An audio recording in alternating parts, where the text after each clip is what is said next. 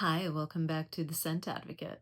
Tonight is the third installment of a series I'm doing on musks from my collection. The first was on musks that smelled like love.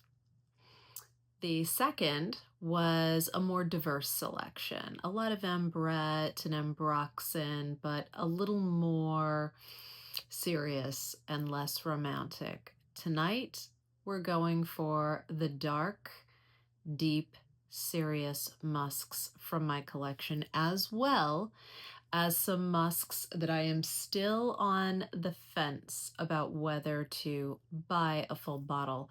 Maybe you can help me decide. And can you guess what any of them are?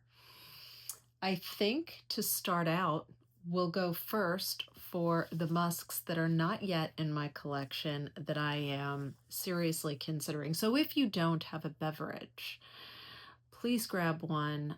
I am drinking an organic shard. It's nice. I'll leave it at that. My husband picked it, so it'll do. It doesn't give him a headache, so that's positive. Let's get right into it, shall we? You asked, you wanted to know, and here it is for you. Musk Khabib.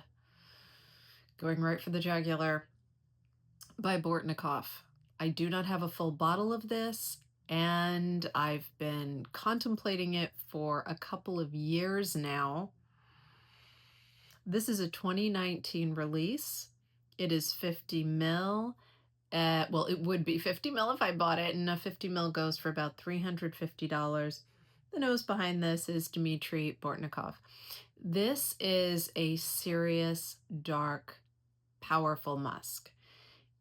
When you think of those kinds of musks and you play around in niche and indie brands, this is one that inevitably comes up. If you have been reading the comments for the channel, you'll see it mentioned a few times. It is the quintessential dark, heavy, deep, serious musk.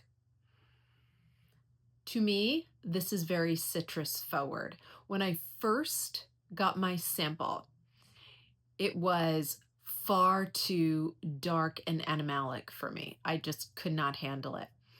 Since then, a couple of years have gone by, and I believe that the sample macerated a bit or concentrated a bit. And I think that brought about some of the citrus sweetness and a little bit of that ylang-ylang waxiness. So the notes in this are citrus, cardamom, nutmeg, ylang-ylang, tolu balsam, cedar, musk, ambergris, vanilla, oak moss, which I love, tonka, and vetiver.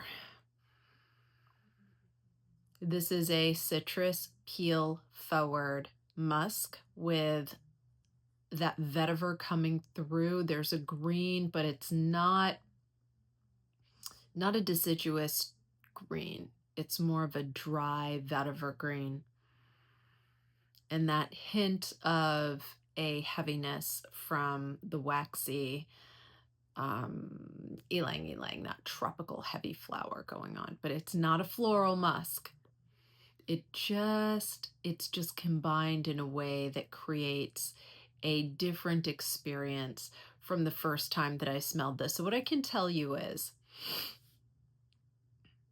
if you've tried this and it wasn't for you, I never recommend sitting on a fragrance, right? These are far too expensive, in my opinion, to have to sit and wait to use them.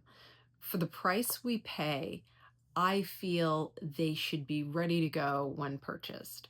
It's not like you're buying wine futures and then the wine comes and it's got to sit in a wine cellar for 5 years before you can even think about touching it. No. If that's the case with fragrances, they should let that be known, and they're not. So when I buy a fragrance, especially one like this, I expect to be able to wear it right away. My experience with the sample was very different at the beginning than it is now. I can't explain that. It could be the difference in geography. At the time I got the sample, I lived in Utah. The air was very different. There was no humidity. I was younger. That can make a difference in body chemistry. There are all sorts of reasons why this may be perceived differently. But for what it's worth, after having sat on this for a few years, I am having a completely different experience. This is bright, happy, upbeat. It is not the dark kind of almost negative experience that I got at the very beginning of my journey, so to speak, in trying this fragrance. It's really beautiful stuff, and I am seriously considering a full bottle because of the way it presents today. Have you tried Musk Khabib by Bortnikov? If you have, please let me know in the comments what you think of it. Did you have a similar experience? Do you think it's not the fragrance that changed, but perhaps me, which is perfectly reasonable? I don't mind that or find it unreasonable in any way to blame myself in this context. Okay. Next, another fragrance I've been considering but don't have a full bottle of is Sangrikarn by Prin. This is a Prin L'Homme Rose fragrance. He has Persona, Prin, and Stranger's Parfumerie. This is one of the more bold lines. Strangers is more, I don't want to say mainstream, but it is potentially more in the universally likable category. It's very niche. But among the three, this Stranger's Parfumerie is probably the one that has more mass appeal than the others. Prin and Persona are very, very arty, and this is no exception from Prin. A 30 ml extract of this fragrance would go for about $160. It is a 2020 release. This is saffron, champaca, amber, rose, tobacco, oak moss, musk, dark chocolate, ambrette, smoke, incense, and ylang ylang. So a lot of heavy notes going on here. This makes me think of, there isn't a cumin note in here, but there's a dirty flower note, right? And that makes me think of, a tawdry, saucy type person, a flower that's been around the garden a few too many times, if you catch my drift, okay? Maybe a madam at a saloon in the late 1800s. Not just any saloon. This saloon is one in New Orleans. It's not going to be out west somewhere. This one's in New Orleans. If you've ever been there, you get it. And so at first it's a little bit dirty, and then it settles into an earthiness and that sweetness from the dark chocolate, just the hint at it. And all of a sudden, this madam goes from being a madam to a woman with a heart of gold and, something of a sage among others, and a misunderstood archetype. And that's what I get from this fragrance. Suddenly, she goes from a little trashy to pretty and redeemable. That's what I get from Sangrikarn. Gorgeous stuff, Prin L'Homme Rose, very dark, very musky. None of these, by the way, are safe blind buys. Let me just tell you, this one especially. So gorgeous stuff, though. All right, moving on to, let's see, another I've been contemplating for a while, Sarah Baker's Leopard. This is a 2019 release. It's an extract. It's 50 ml, goes for $175. Wow. Leopard. Yeah. You're on a hike and you're in the mountains. maybe you're in Idaho somewhere. And you're hiking around and you get that smell, the unmistakable smell. It's a marking of a lion. If you know, you know. It's faint and you can't tell at first. Am I smelling a lion? Or is this just an extremely expressive elemi from a coniferous tree? And it's a lion. Eventually you realize it's a lion you're smelling. It's cold.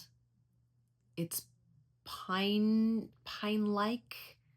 like the smell of a green pine cone. If you've ever broken or scratched at a green pine cone, it's that smell. Or it's an animal. You know, the point where you just can't tell the difference? That's this stuff. So the notes in this are frankincense, black pepper, cardamom, galbanum, cassis, patchouli, violet, castoreum, and musk. Yeah. It's musk, castoreum, and I don't even see elemi among the notes. It's elemi. Wow. Not for the faint of heart, but definitely an interesting expression of musk. Have you tried Sarah Baker's Leopard? Let me know in the comments. Moving on, we have another that I haven't had the courage maybe to pull the trigger on, but it is so interesting. It's Hyrax from Zoologist. So this would be an extrait. It would be about $200 for a 60 ml, and it's a 2018 release. Sven Pritzkelite is the nose behind it. It opens with musk meets petitgrain, and from there you get, again, that kind of, and I'm noticing this a lot, a balsamic or pine-like note. And it offsets the ammonia note of the musk, the animalic musk. And make no mistake, there's a musk here, but the same piney, elemi kind of coniferous tree thing going on in Leopard is going on in this. But very, very different. It's almost a little Christmassy, like Christmas tree. Ever get like a go out and cut your own Christmas tree, right? You know, that kind of experience, and the way it smells, and the way it smells for the first few days before it starts to peter out in the house and just kind of keel over and you know, go down its eventual life cycle there and dry out, and what a mess. I digress. It's that piney smell meets a faint animalic, but this is warm and cozy. There's that, it's the musk of a winter season. It's almost furry and familiar and warm, yet you feel the cold of the outdoors. It's a very dynamic, complex fragrance. And it's I don't know, it's very hard to, it's almost got like a faint plastic note in the background, but not in a bad way. It's again that kind of piney resinous that can lean a little bit plasticky, like a warmed up plastic, like a hot glue gun type of thing. Just ever so faint. Really interesting. I think I love it. I don't know if I'd wear it, which is what is preventing me from moving forward with Hyrax from Zoologist. All right. Next, we are going into bottles that I actually own. Unspoken Musk by Francesca Bianchi. I love this house. If you watch the channel, you know I adore Francesca Bianchi, and I find her fragrances very, very compelling. I wear them for me. I love them. I just kind of wallow in them, and it's a wonderful experience. I have maybe 10 of her fragrances, and I adore them all. Okay, so this one is an extrait. It's a 2022 release. It's 30 mil, and it goes for about $180. Let me just, yes. Oh God, this is so good. All right, it's Bergamot Immortelle, Magnolia, Iris, Civet, Castoreum, butter, tonka, and vanilla. It is meant to mimic a natural musk. That was the objective, or musk tonkin, as it is sometimes referred to. Dirty, sweet, intimate. Yes, yes, yes. You get all of that. And butter. And tonka bean. It's definitely interesting and is unusual. I want to be careful. I'm going to choose my words carefully, right? As unusual as that sounds, it is, but it works. It's amazing. It's very compelling and warm, completely distinct from a traditional Western musk. And it's got that dirtiness to it, that intimate dirtiness, and at the same time, a sweetness that is irresistible. And I'll tell you, this smells so good on. It is, oh my gosh, it's an incredible. I adore it. And it smells different on my skin. I mean, it's great on paper. It's great from the bottle. But on my skin, it just smells, it almost, it's like it amplifies me. If there's something wonderful that I bring to the table, this brings it out. Fantastic stuff. Unspoken Musk by Francesca Bianchi. All right, moving on, we've got next, sticking with Francesca Bianchi, Etruscan Water. Now, this fragrance is not a typical musk, but I get an unmistakable musk in it. Okay, so this is a musky sheep to me. It's, again, Francesca Bianchi. It's 30 mil. This is an extrait, a 2019 release, and it goes for about, let's just get that, there we go. Goes for about $145. You can see the dent I made in this and the musk. I mean, I definitely wear these. So this is bergamot, citrus, petitgrain, basil, jasmine, iris, musk, ambergris, labdanum, vetiver, and oak moss. It's a serious smoky green. Fire on a warm summer night, like a bonfire. Oh gosh. Well, you're camping in the Adirondacks. Okay, picture it. You're camping in the Adirondacks and you got this great fire going, and some of the wood in the fire is still a little bit green, and that's what you get from this. And the oak moss just makes it that sheep, which it's almost delicious. That's how just compelling it is.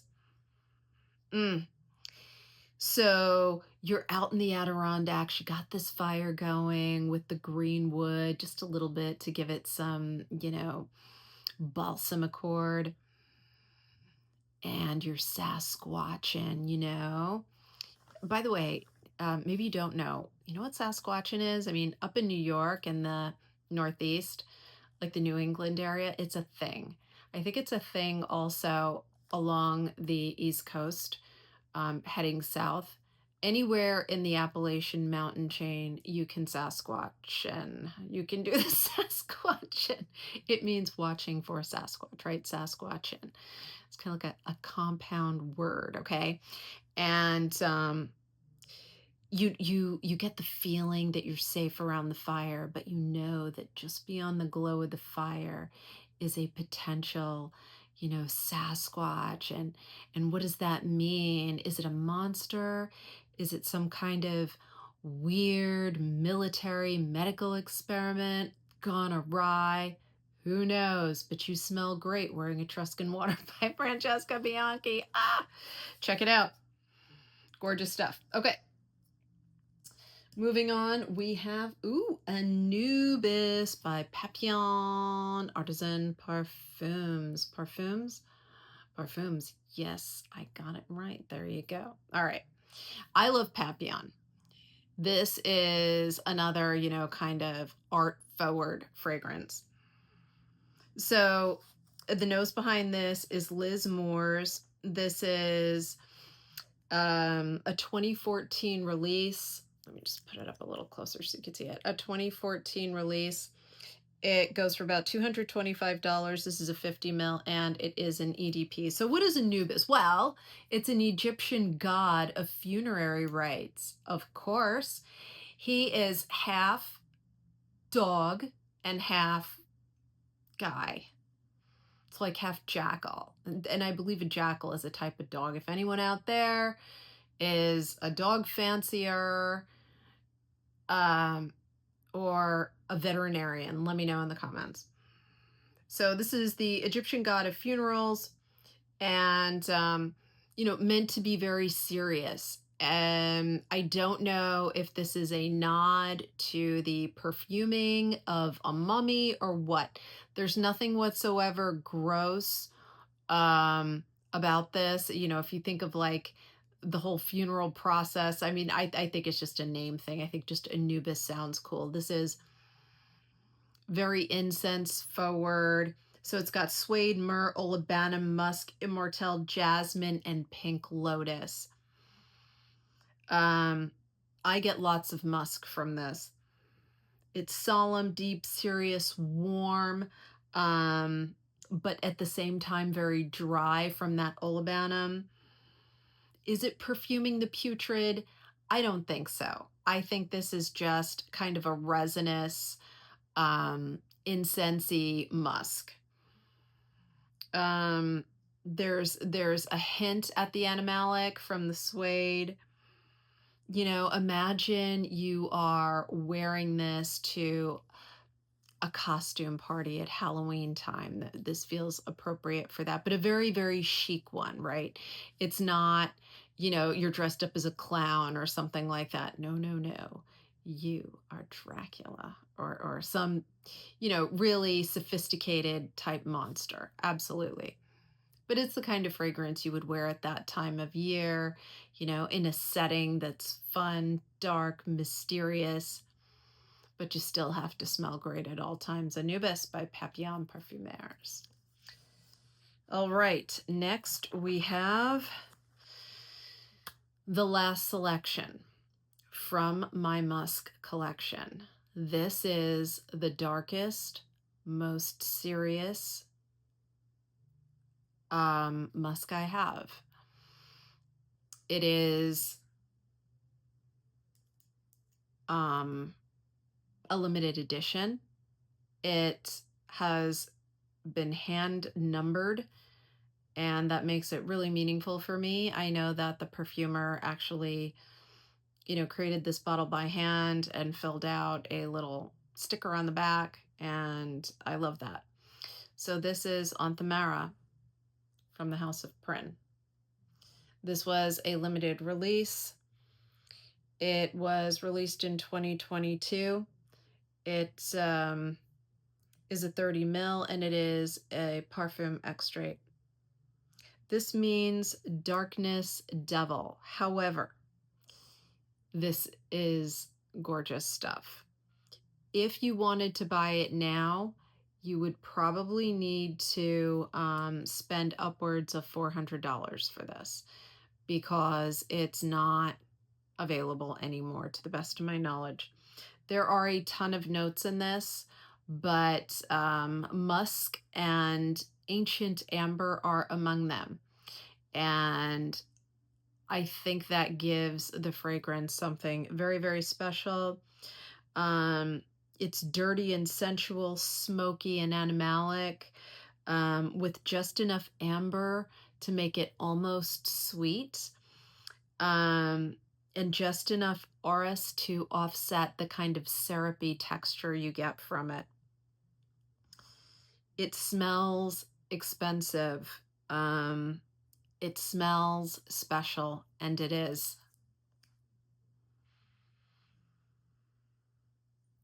This fragrance is extremely powerful. If you have never tried it, I think it's worth it. There's a camphor note in here too, which I absolutely hate.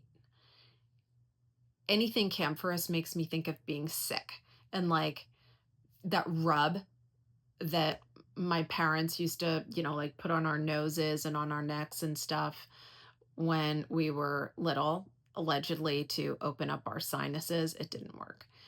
Um, at least not for me.